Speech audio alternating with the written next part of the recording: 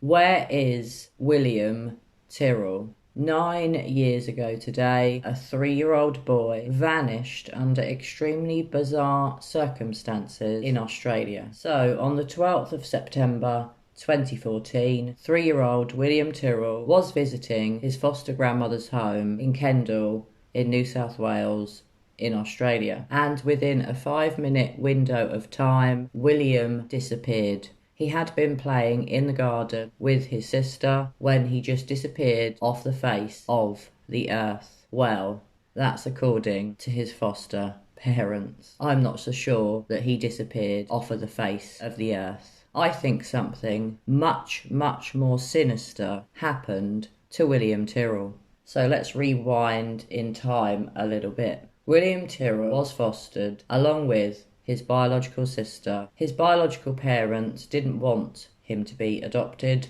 or fostered, but William and his sister were tragically removed from the biological parents' care because of domestic violence and because of drug and alcohol abuse. So poor William's start in life was not the best. So you would have thought that two young children going to live with two very wealthy foster parents would potentially mean that they were both going to have a fantastic life. Well, unfortunately, with those two evil foster parents was a far from ideal life. Because after William Tyrrell disappeared, his biological sister bizarrely remained with the foster parents. After William's disappearance, she was abused mentally and physically by both of the foster parents. It really is an extremely sad case, and it also makes me extremely angry at how William and his sister were treated by their foster parents. Foster parents that are supposed to love them. Foster parents that are supposed to provide a secure and loving home. Well, what they provided was far, far from that. Because if you didn't do the chores when asked, you were hit with a wooden spoon. You were also kicked. And not only that, you were also throttled.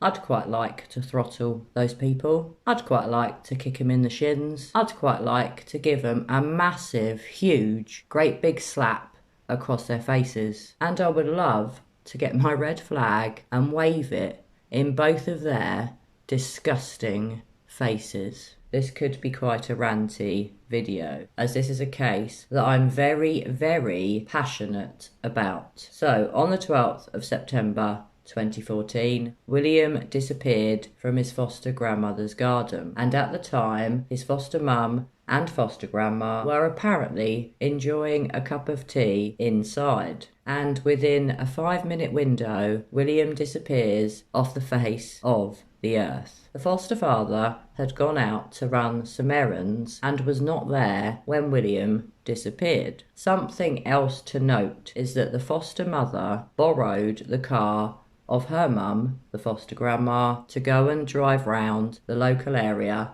to look for William. How I've always felt about that, and I'm going to be blunt, is that I feel she was driving around looking for somewhere to dump William's body. I do not feel that she ever went looking. There is also a discrepancy regarding the timeline of William's disappearance, as there is a photo that apparently may have had the timestamp changed by William's foster parents. And that is the timestamp of the photo, the very last photo that was ever taken of William Tyrrell. And that is the famous picture of him in his Spider-Man outfit on his foster grandmother's veranda, roaring like a tiger. Now, the timestamp was between 9 and 10 a.m, but the police in Australia feel that the time was between 7 and 8 a.m. So did William Tyrrell go missing well before he was actually reported missing? Or did William Tyrrell die well before his foster mother makes that 000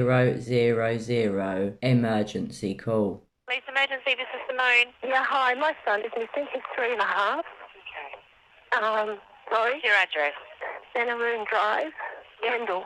Okay, Benaroom Drive in Kendall? Yes. All right, I'm just going to bring that up on my map. It won't be a moment. Thank you. How long has he been missing? I think, we've been looking for him now for about 15 or 20 minutes, but Okay. I thought it could be 5, it could be longer, because he was just playing around here. We heard him, and then we heard nothing. Okay. So what the nearest cross street being Ellendale Crescent, is that right? So what is it? Ellendale Crescent? I don't know. This is my mum's house. Okay. Hang on. There's another lady out helping us look for him. I'll see if I can find her. But it's Benaroon, BENAROON. Yeah, I can see where you are. I'm just wondering. Yeah, so it's Benaroon Drive in Kendall, and I've got your nearest cross street as being Ellendale Crescent. It could be. I don't know. Okay. So he's been missing since about 10:30. Yeah, I'd say so. Okay, can you describe him to me? How tall? Obviously not very tall. No, he'd be about 2.5 feet. He's wearing a Spider-Man outfit. Yep. What colour hair has he got? He's got dark sandy-coloured hair. It's short, and he's got really big browny green-coloured eyes. Okay. What's he got? Any shoes on? Do you know any other distinguishing features? He's got a freckle on the top of his head when you part the hair on the left-hand side. Yep. You'll see a freckle on the top of his head. Okay. All right. Do you know where he might have gone? We actually live, Mum's property is near a state forest. Okay. And they're on huge blocks. We've walked up and down Benaroon Drive, and we can't find him. Okay. What's his name? William. What's William's surname? Tyrrell, Tyrrell. Okay. Has he been known to sort of go anywhere? No, this is the first time. The first time he's completely out of character. There wasn't anyone suspicious in the area? Any vehicles? No. Okay. Well, not that I'm aware of. I was out there talking with Mum and my other daughter, so. Okay. And we heard him roaring around the garden, and then I thought, I haven't heard him. I better go check on him and all right. find him. We'll send police to see you at Benaroon Drive in Kendall. We'll also get the message broadcasted to all the cars and people look out for him as well. Yes, okay? Thanks all very right. much. Thanks. Bye-bye. Bye. Now, there's so much to this case. I could sit here and talk for hours about it. But the main thing I want to say today is that I don't feel that William Tyrrell was kidnapped. I don't feel that William Tyrrell was abducted. I've always felt that there was potentially an accident that was covered up by the foster grandmother and the foster mother. But maybe, just maybe, that nasty bitch foster mother hit or injured William on purpose, and maybe, just maybe, the psycho bitch went a bit too far, because there have been some shocking revelations about that witch in the press in the past few days. And I have to say, when I read what she did to William Tyrrell's sister and to other foster children in her care, I was raging with anger. I don't ever want to lay eyes on that woman. Thank God she lives on the other side of the world, because if I ever saw her, I'm not sure what I'd do. I think I'd have to give her a slap. She disgusts me. She is a psycho bitch. Not only is she abusive in a physical manner, she's also coercive.